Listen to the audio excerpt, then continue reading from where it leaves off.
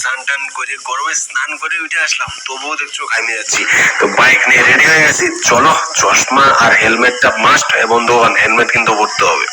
তো হেলমেট পরে রেডি ফেডি হয়ে একেবারে নায়ক হয়ে আমি এখন বেরোচ্ছি।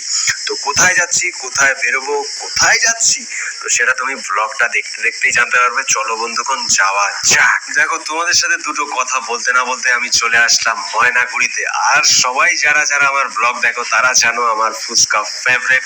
তো সবার প্রথমে ফুচকা খেয়ে তারপর বাইককে ফুচকা খাওয়ালাম, মানে বাইকে ফিউল ভরলাম। 1 লাখ টাকার বাইকে 3.5 লাখ টাকার ফিউল ভরিলাম। তো এখন চলো আরামসে 500-600 কিলোমিটার এখন যাইতে পারবো। চলো চলো আগানো যাক।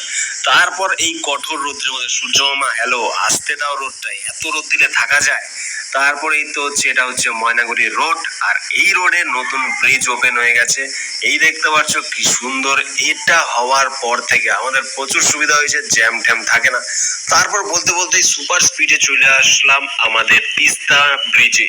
এই হচ্ছে তিস্তা ব্রিজ, আর দেখতেই পাচ্ছো সূর্য মামা একদম প্রচন্ড ফর্মে আছে।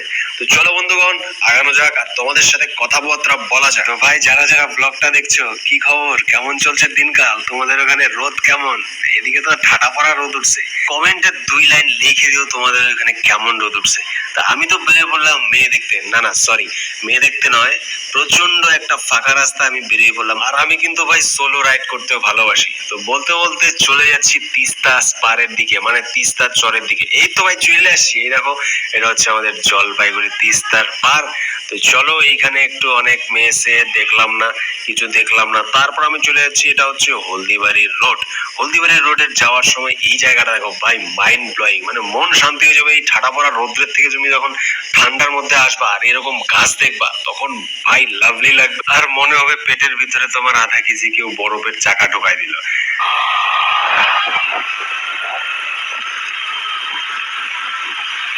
আর হ্যাঁ বন্ধুগণ, এই রাস্তাগুলো কিন্তু আমি চিনি না, আমি এদিক সেদিক জিজ্ঞেস করে এক জায়গায় যাচ্ছি। তো যারা যারা এই জায়গাগুলোর নাম জানো তারা একটু কমেন্টে লিখে দিও। আর হ্যাঁ, এখানে আমি দেখলাম হচ্ছে এটা মন্ডলঘাট, মন্ডলঘাটে ঢুকছি, সামনেই হচ্ছে মন্ডলঘাট বাজার।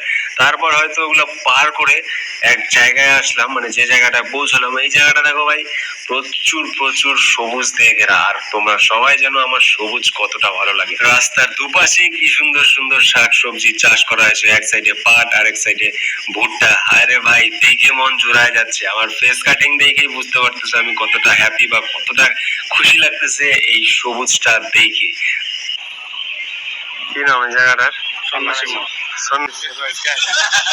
এরপরে রাস্তায় কয়েকজন সাবস্ক্রাইবারের সাথে দেখা হলো, কথা হলো, খুব ভালো লাগলো। আর হ্যাঁ, তোমাদের কাছে আমার একটা অভিযোগ আছে। সামনাসামনি যখন দেখা হয় তোমরা অনেকেই ভাবো যে এটা কি পলাশ, কথা বলতে যাবো কি যাবো না, এরকম তোমাদের একটা কনফিউশন থাকে। ভাই সামনাসামনি দেখা হলে আসো, কথা বলো।